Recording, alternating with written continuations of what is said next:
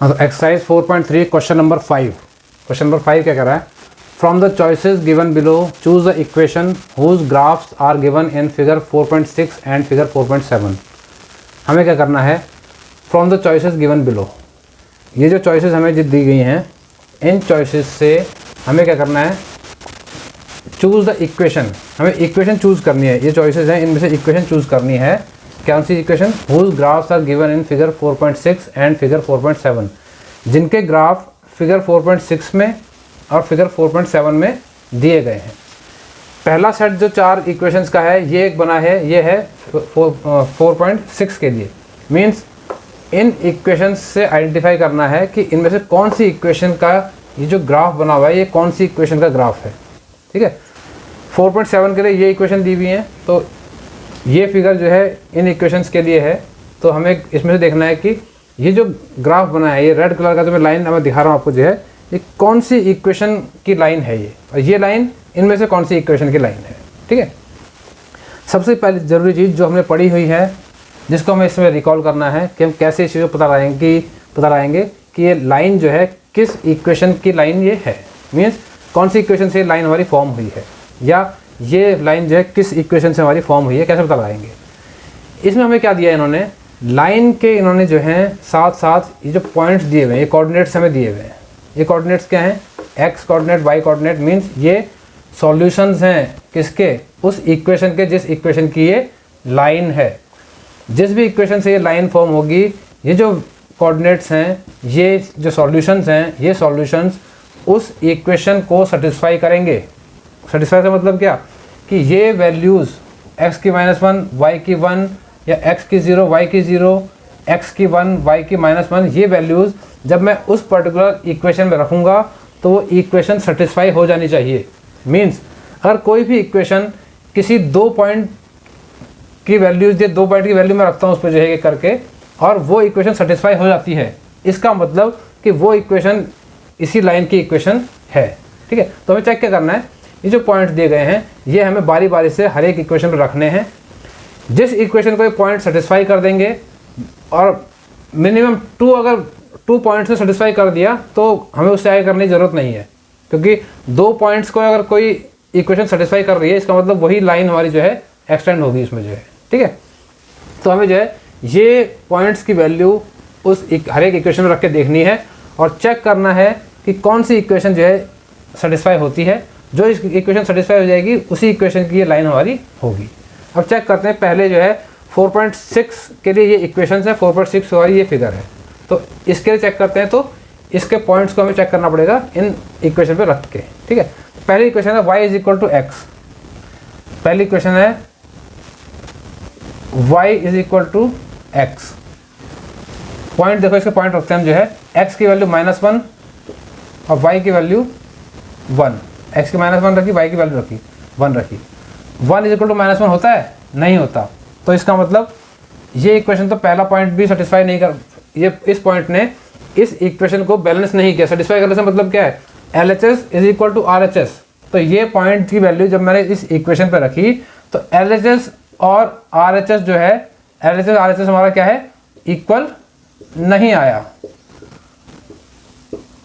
ठीक है, इक्वल नहीं आया, इसका मतलब इन पॉइंट्स ने इस इक्वेशन को सेटिस्फाई नहीं किया। इसका मतलब क्या है? इसका मतलब यह है कि पहली इक्वेशन जो है, वो ये लाइन की जो इक्वेशन है वो पहली वाली नहीं है। ठीक है, इसको हटा देते हैं अब जो है।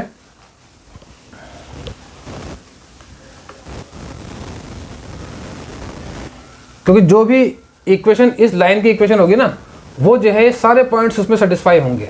सारे पॉइंट्स की वैल्यू उस पर रखने पे इक्वेशन बैलेंस रहेगी, उसमें LHS = RHS आएगा ही आएगा। ठीक है, तो पहले वाला तो क्रॉस हो गया। सेकंड इक्वेशन क्या है इसमें? x + y = 0। अब इसमें भी ये वैल्यू रख के देखते हैं, x की -1, y की +1 = 0। -1 + 1 0 = 0। हाँ, ये तो पहला पॉइंट तो हमारा चेक हो गया। पहला पॉइंट ये इक्वेशन से सेटिस्फाई कर रही है। एक पॉइंट अगर और सेटिस्फाई हो जाएगा, एक पॉइंट और इस इक्वेशन को सेटिस्फाई कर देगा, इसका मतलब यही इक्वेशन हमारी वो होगी। अब सेकंड पॉइंट देखते हैं, 0 0 वाला देखते हैं।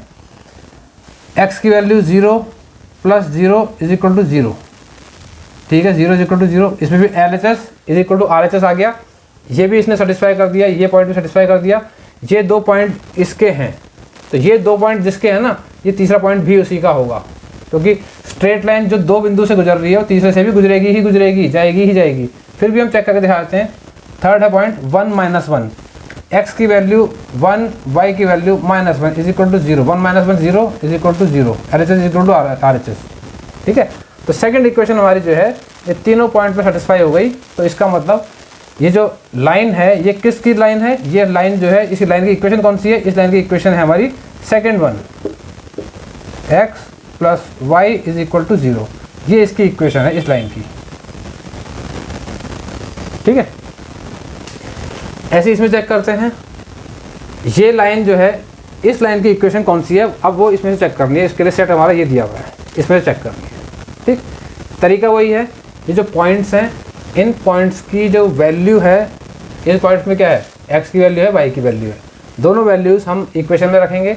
इक्वेशन सेटिस्फाई होती है तो लाइन उससे बिलोंग करती है, इक्वेशन सेटिस्फाई नहीं होती तो लाइन उस इक्वेशन से बिलोंग नहीं करती। ठीक है, और 2 पॉइंट्स मिनिमम सेटिस्फाई होने चाहिए। केवल एक पॉइंट सेटिस्फाई होने से काम नहीं चलेगा। एक पॉइंट का मतलब है कि अगर ये पॉइंट सेटिस्फाई हो जाता है सपोज करो, तो इसका मतलब क्या है, इसका मतलब ये तो है कि वो दूसरी जो भी इक्वेशन है वो इस पॉइंट से तो गुजर रही है उसकी लाइन, लेकिन ज़रूरी नहीं है कि वो लाइन यही वाली हो सकता है वो लाइन जो इसकी ऐसे गुजर रही हो या ऐसे गुजर रही हो, कहीं से गुजर सकती लाइन तो वो। ठीक है, तो हमें मिनिमम 2 पॉइंट चेक करने हैं। 2 पॉइंट चेक करने से हमारा काम खत्म कंप्लीट हो जाएगा। 2 पॉइंट से जो लाइन गुजर रही है वो तीसरे पॉइंट से भी गुजरेगी।